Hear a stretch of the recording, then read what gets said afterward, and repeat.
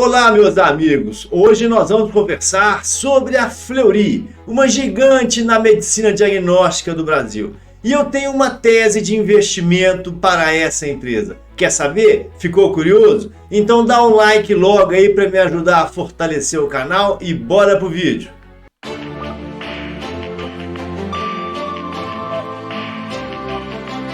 Meus amigos, a Fleury é uma gigante, ela é a número 1 do Brasil, ela é a maior empresa de medicina diagnóstica do Brasil, ok? Ela executa mais de 300 milhões de exames laboratoriais por ano, possui algo em torno aí de 600 lojas, 600 pontos de atendimento. Provavelmente você já foi numa loja da Fleury e nem sabe, né? Mas sabe por quê?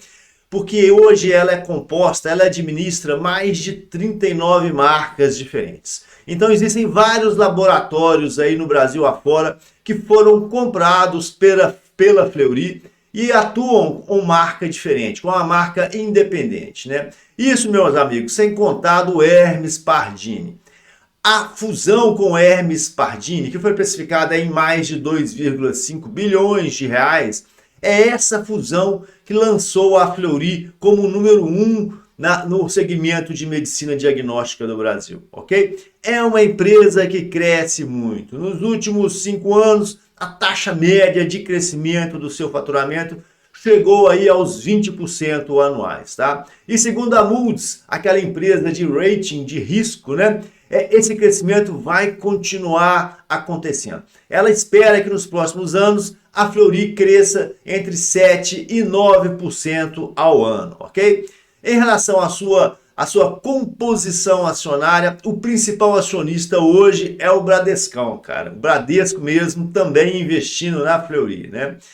Só, cara, que aquela turma que fazia parte do Hermes Pardini, ele veio para a Fleury e a família Pardini hoje aí detém mais ou menos 20% das ações da Fleury.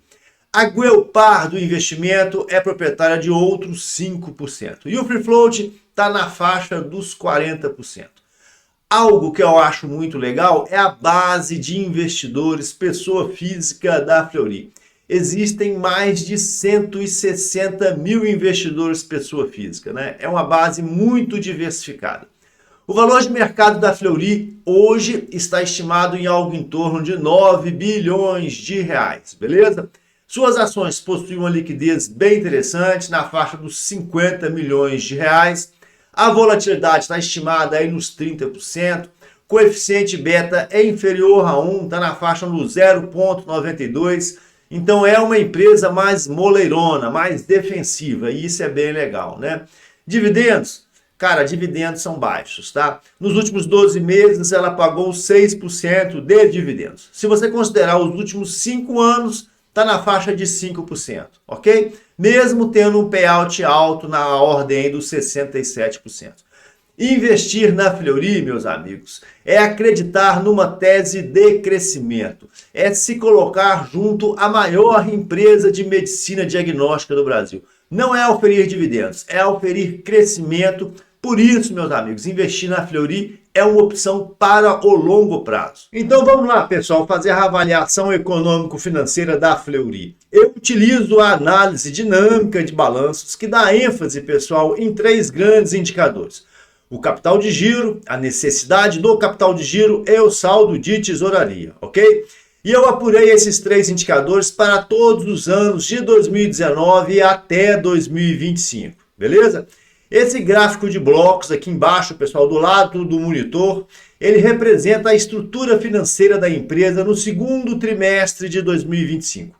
E é uma estrutura financeira sólida. Grau de risco 2, praticamente nenhum risco, ok? É uma empresa que tem uma estrutura de liquidez muito adequada. É uma empresa que tem um capital de giro de 2,6 bilhão de reais e uma necessidade de capital de giro estimada em mais ou menos 1 bilhão de reais. Então sobra dinheiro, meus amigos. Sobra mais ou menos 1,5 bilhão de reais que está na tesouraria, à disposição da empresa para o cumprimento de suas obrigações de curto prazo. É uma empresa muito adequada sob o ponto de vista econômico-financeiro.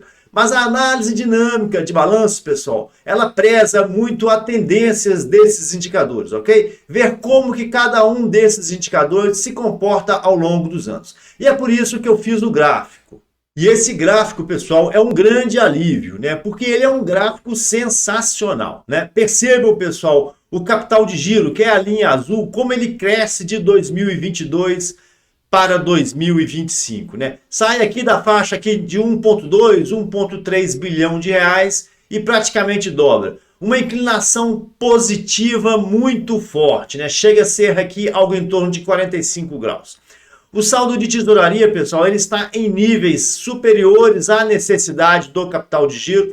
Então é uma empresa muito líquida, né? E a necessidade de capital de giro em níveis muito baixos, né? Chegando agora no segundo trimestre de 2025 em praticamente 1 bilhão de reais, né? É uma empresa que tem uma estrutura financeira muito sólida. É muito bom ver um gráfico desse, né? Com uma tendência de crescimento do capital de giro de uma forma muito forte e com uma inclinação muito íngreme, né? A inclinação do capital de giro, pessoal, ela é muito superior à inclinação da necessidade de capital de giro. Então é uma empresa que tem ficado forte, mais forte a cada ano. Esse é o saldo de tesouraria, meus amigos. E o saldo de tesouraria ele é composto por apenas 3 contas. O caixa, as aplicações financeiras de curto prazo e os empréstimos e financiamentos de curto prazo. Quando eu abro essa conta, a primeira coisa que eu faço é avaliar a evolução do saldo de tesouraria ao longo dos anos. E eu percebo, pessoal, que agora em dezembro de 2024, a empresa bateu aí praticamente 1,8 bilhão de reais em saldo de tesouraria. O mais alto saldo de tesouraria ao longo desses anos que eu analisei, beleza? Agora no segundo trimestre de 2025 está batendo 1,5, é muito dinheiro. Ela tem empréstimo de curto prazo? Tem sim. Algo em torno de 528 milhões de reais.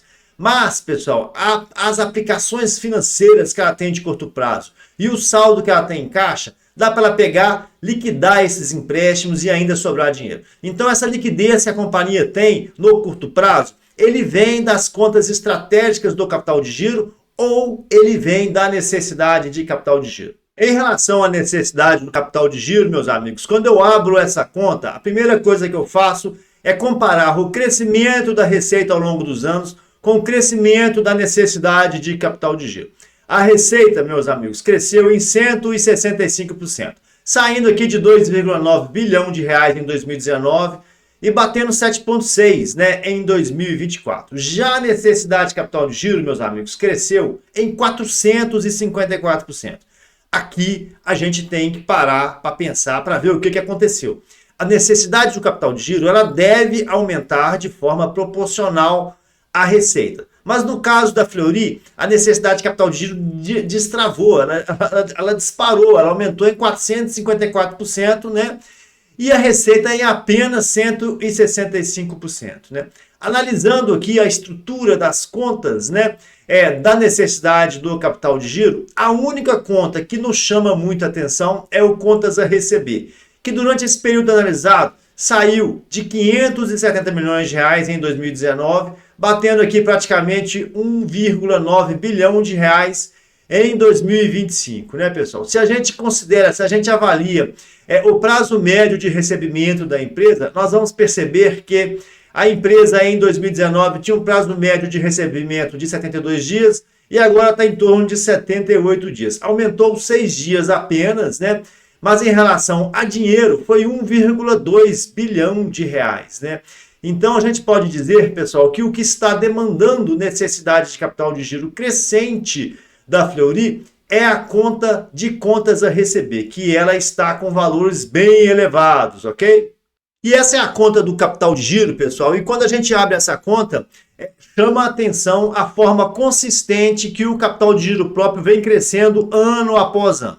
Em 2019, o capital de giro da empresa era de 738 milhões de reais e agora está batendo aqui seus 2,6 bilhão de reais, né?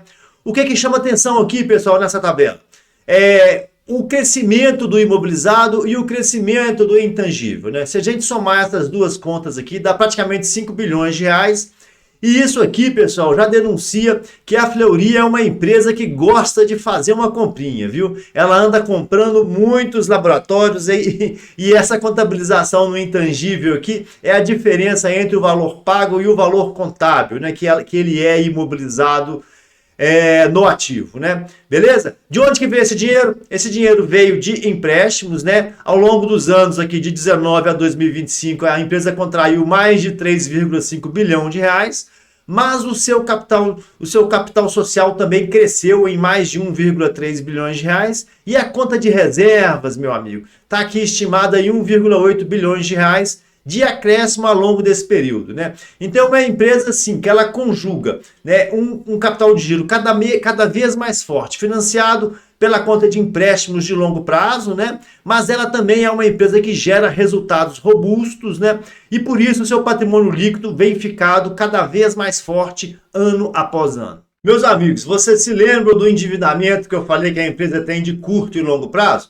Ele está aqui, beleza? Aqui no ano de 2024 está aqui os 500 milhões de reais de curto prazo e está aqui praticamente 5 bilhões de reais no longo prazo, ok? Mas como a empresa ela tem aí mais ou menos aqui uns 2,4 bilhões de reais no caixa em aplicações financeiras, a empresa tem uma dívida líquida de 3 bilhões de reais.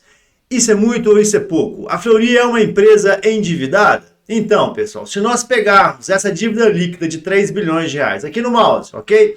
E dividirmos pelo EBIT de praticamente 1,2 bilhão de reais, nós vamos ter um indicador de 2,5, tá? Esse indicador até melhorou. Em 2023 era de 3,6, agora é de 2,5. Isso significa, meus amigos, que a empresa precisaria de 2,5 anos para pegar 100% do seu EBIT para quitar a sua dívida líquida. Então, ela é uma empresa endividada? Olha, ela não é uma empresa endividada, mas ela está no limite, tá? Ela tem pego muito recurso de longo prazo, e é por isso aqui que 90% de seus empréstimos, né, são de longo prazo aqui no mouse, né? Mas ela está num momento limite, tá? Eu não gostaria de ver uma Fleury de volta aos indicadores acima de 3, que eram os números de 2020, 21, 22, 23, ok? Me parece, pessoal, que esse indicador já diminuiu em virtude aí dos ganhos de escala que a empresa está oferindo com as suas sucessivas aquisições. Vamos dar uma olhadinha agora nos resultados de performance da empresa que eu extraí da DRE. Em relação à sua performance operacional, pessoal, eu peguei lá na DRE as informações do faturamento, CMV, EBIT e lucro líquido, tá? De 2019 até 2024. Nós percebemos que o faturamento da empresa está crescendo de forma consistente, muito em virtude das sucessivas aquisições, né? O CMV, finalmente, pessoal, aqui em 2024 e 2025 está diminuindo um pouquinho, né? Bem pouquinho, mas isso já é o suficiente para que o EBIT, né, fique em níveis superiores. Agora, em 24 e 25, o EBIT da empresa está batendo aí 15,6, 15,8, e é uma empresa que já está entregando aí algo em torno de 8,2% de lucro. Aqui no mouse, tá? Antes, pessoal, os anos de 22 e 23 estavam em torno de 6,5, 6,9, tá? É uma empresa bem justinha, bem apertadinha, uma empresa que tem que trabalhar com grandes volumes de análises clínicas para gerar resultado, né? E esse processo de aquisição de outras empresas, né? Dentre elas a fusão com o Hermes Pardini, já começa a deixar algum resultado na empresa, tanto a nível de aumento de faturamento, quanto a nível de aumento de EBIT e de lucro líquido. E aí, meus amigos, o que eu vi quando eu analisei a Fleury, né? Eu vi uma empresa muito forte, que tem uma estrutura financeira invejável, grau de risco 2, praticamente inexistente, tá? Capital de giro estimado aí em aproximadamente 2,7 bilhão de reais. Ela tem uma necessidade de capital de giro bem administrada, tá? Que dá batendo aí seus 1 bilhão de reais. Cara, e a Fleury, ela é uma empresa que tem um caixa forte. Hoje ela tem mais de 1,5 bilhão de reais em tesouraria. E essa característica de liquidez é algo constante nos últimos anos. Pelo menos nesse período que eu analisei, que foi de 2019 para cá. É uma empresa que preza muito pela liquidez. Isso é bom porque dá tranquilidade no dia a dia, né? Tem dívida? Tem, cara. Ela tem uma dívida líquida estimada aí em 3 bilhões de reais. Mas é uma empresa que hoje gera um caixa muito forte, né? Ela gera aí um EBIT na faixa de 1,2. É uma empresa endividada? Para responder essa pergunta, a gente tem aquele indicador mágico, né? Que é pegar a dívida líquida e dividir pelo EBIT. Se a gente pega essa dívida líquida de 3 bilhões de reais e divide pelo EBIT de 1,2, o que nós vamos ter? Um indicador dívida líquida EBIT na faixa dos 2,55, tá? Para 2024, esse indicador melhorou. Antes, pelos idos de 2019, 20, 21 e 22, esse indicador está na faixa de 3,2. Para 2024, né, já está batendo aí 2,55. O indicador de 2025 é a mesma coisa, algo em torno de 2,55, 2,60. Isso significa, pessoal, que a Fleury precisava pegar 2 anos e meio, né, 100% do seu EBIT para quitar suas dívidas, né? É uma empresa endividada? Eu diria que ela está no limitezinho ali, né, quase se tornando uma empresa endividada, beleza? E isso é muito ruim, porque quando a empresa ela passa para esse degrau seguinte, ela começa a ter um resultado financeiro muito agressivo, né, muito negativo, e isso come o EBIT. Hoje o resultado financeiro da Fleury está na faixa aí dos 400 milhões de reais negativos, tá, meus amigos? Mas investir em Fleury é saber que essa empresa vai te entregar um faturamento aí na ordem dos 7,7 bilhões de reais. Ela tem um CMV que está bem administrado, tá? O custo do serviço prestado da empresa está na faixa aí dos 72%. E é uma empresa, cara, que hoje vai te entregar um EBIT de 16% e um lucro líquido na faixa de 8%. Essa diferença de 16 para 8 é o resultado financeiro que é negativo, que come parte desse EBIT, né? E os impostos. Pessoal, hoje, né, nós vemos uma Fleury muito mais forte do que a Fleury antes da fusão com Hermes Pardini, né? A combinação das operações Fleury e Hermes Pardini julgou a Fleury em um nível de faturamento muito maior, né? Hoje a Fleury ela é a número 1 em medicina diagnóstica do Brasil. Fatura mais de 7,7 bilhões de reais, né? E o ponto bom, algo que a gente tem que bater palma para a Fleury, é que os ganhos da sinergia, né, provenientes da fusão Fleury e Hermes Pardini já começam a ficar na mesa. O faturamento foi de imediato, né? Mas os custos, né? A redução do custo e a redução administrativa, ela demora um pouquinho mais, né? Mas agora, já no balanço de 2024, já no balanço de 2025, esses custos já começam a diminuir. E é por isso que o EBIT dela aumentou, bateu aí os 16%, e é por isso também, meus amigos, que o indicador dívida líquida dividido pelo EBIT já começou a melhorar, né? Porque como a empresa está gerando mais EBIT, o indicador ele diminui, né? O EBIT ele aumenta, o lucro líquido aumenta. Então, assim, a nossa amiga Fleury, ela está fazendo para a casa dela, tá começando a oferir ganhos de escala, né, no faturamento e redução de custos, redução de despesas administrativas, beleza? Então, meus amigos, a gente percebe que a Fleury é uma empresa ok, uma empresa que, sob o ponto de vista operacional, ela é muito bacana. Ficou melhor ainda depois da fusão com o Hermes Pardini, né? E os seus fundamentos econômico-financeiros, o seu perfil de endividamento, o seu nível de estrutura, né? A sua entrega operacional é tudo muito bem adequado, né? Então vamos falar sobre a tese de investimento no segmento de saúde? Bora lá. Cara, existe uma infinidade de fatores, de argumentos que justificam o investimento na saúde. Eu vou citar aqui um monte, tá? Beleza? Em primeiro lugar, envelhecimento da população. Quando nós analisamos atualmente, né, aquela pirâmide etária do Brasil, nós vamos ver que a população jovem está diminuindo cada vez mais e a população idosa está aumentando. A população brasileira ela está aumentando, né? A população idosa brasileira está aumentando. E essa população ela requer maiores cuidados médicos, né? E aí, cuidado médico significa demanda por produto, que significa faturamento, que pode significar lucro, né? Beleza? O que acontece? Nem toda empresa do segmento de saúde é bacana. Existem algumas empresas que, principalmente no pós-Covid, estão sofrendo bastante. Alguns planos de saúde, por exemplo, né, que estão com a sinistralidade em níveis altíssimos, né, alguns com níveis próximos do 100% e alguns até superior a 100%.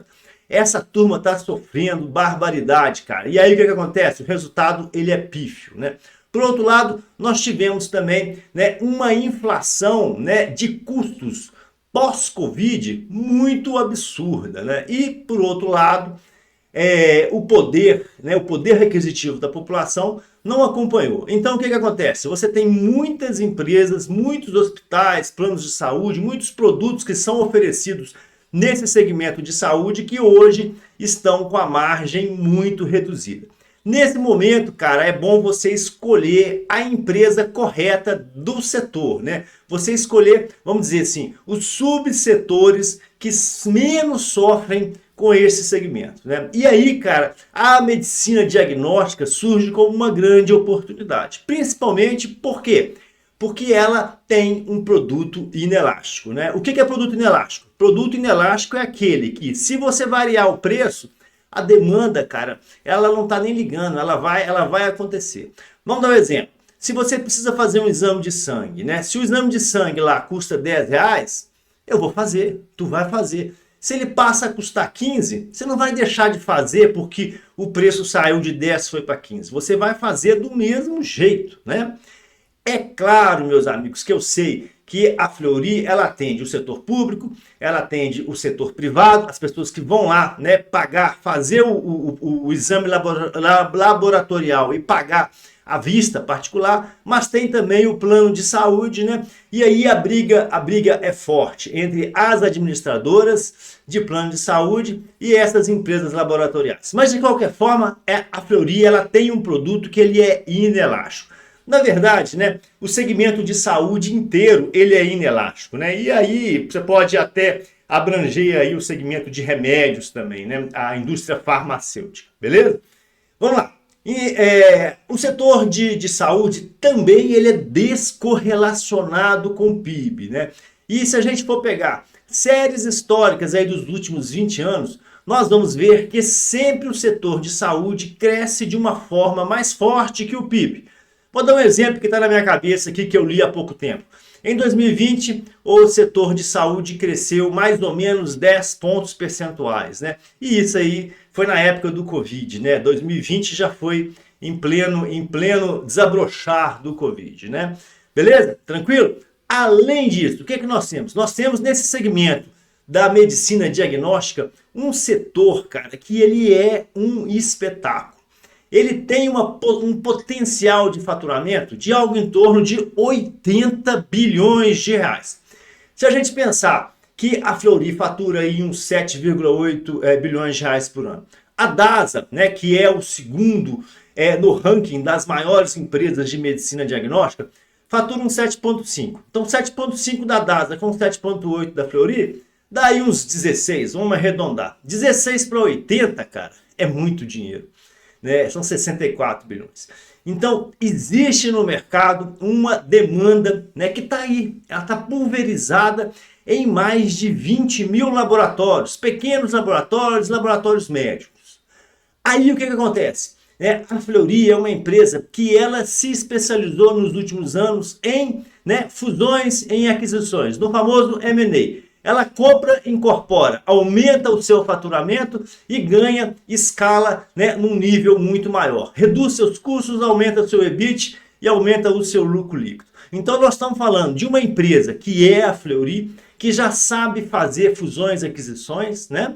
E ela fez recentemente uma fusão absurda, que foi a fusão junto com o laboratório Hermes Pardini, né? Na época isso foi valorizado em mais ou menos 2,5 bilhões de reais, e essa fusão jogou a Fleury, né, no número 1. Ela virou o número 1 após essa fusão, né? Além disso, nós temos uma empresa muito bem administrada, com uma estrutura de capital muito bacana, né, com um resultado operacional muito legal, beleza? E que nos últimos anos, né, tem crescido na faixa de 20% ao ano. A Moody's, meu amigo, aquela famosa agência de risco, né? Ela fez uma análise da Fleury e ela afirma que a Fleury deve crescer nos próximos anos entre 7% e 8%. Então, basicamente é isso. Nós temos um macro setor que ele é sensacional, com demanda crescente, beleza? Crescente em relação aos cuidados que são necessários com a saúde. Nós temos um micro setor, que é o de medicina diagnóstica, que ele tem uma certa inelasticidade na demanda. E nós temos uma Fleury, que é uma empresa excepcional, com uma boa estrutura de capital e com bons indicadores de performance operacional. E isso, meus amigos, justifica o investimento em Fleury para o longo prazo. Mas e aí, meus amigos, compensa ter Fleury na carteira? Vale a pena comprar? Eu vou dar a minha opinião enquanto investidor, beleza? Eu tenho Fleury na minha carteira e não pretendo vender, né? Gosto da Fleury para o longo prazo. E Fleury, para mim, cara, é uma forma de diversificar a carteira. Talvez seja para você também, tá? Acaba que a gente tende a ter aquelas mesmas empresas, né? Tem um banco, tem uma empresa de commodity, né? Tem gente que gosta de uma siderurgia, tem um pouquinho de construção, né? Tem as seguradoras. Então, o que acontece? Ter um pouquinho de saúde também é bacana. Mas a saúde é um segmento muito complicado, né? Existem muitas empresas que estão passando por maus pedaços, um endividamento muito elevado, né? Uma performance operacional muito ruim. E aí, cara, a Fleury é uma opção bacana. A Fleury é uma opção bacana, a Odontoprev é uma opção bacana, porque elas estão em nichos de mercado, né? Elas têm margens preservadas e elas têm boa produtividade, né? E é engraçado o negócio, né? Tanto a Fleury quanto a Odontoprev possuem um sócio comum, que é o Bradesco, né? É engraçado isso, né? Eu não tinha pensado ainda, né? Cara, eu vou fazer um vídeo só sobre o Bradesco, para falar só sobre as empresas que o Bradesco tem participação acionária. Esse trem vai ser legal, hein? Beleza? Então, acho que vale a pena sim você ter Fleury na carteira para diversificar a sua carteira, para diminuir a volatilidade, para diminuir o seu beta, tá? É bacana, beleza? E aí, meus amigos, vocês gostaram do vídeo? Se sim, já vale um like, né? Se não, não fica com raiva de mim, o próximo vídeo vai ser interessante. Gostou? Dá um like, deixa um comentário para mim, coloca aí, tu concorda com a minha opinião? Hã? Pensa aí. Muito obrigado, meus amigos, muito obrigado, bons investimentos e principalmente fiquem com Deus.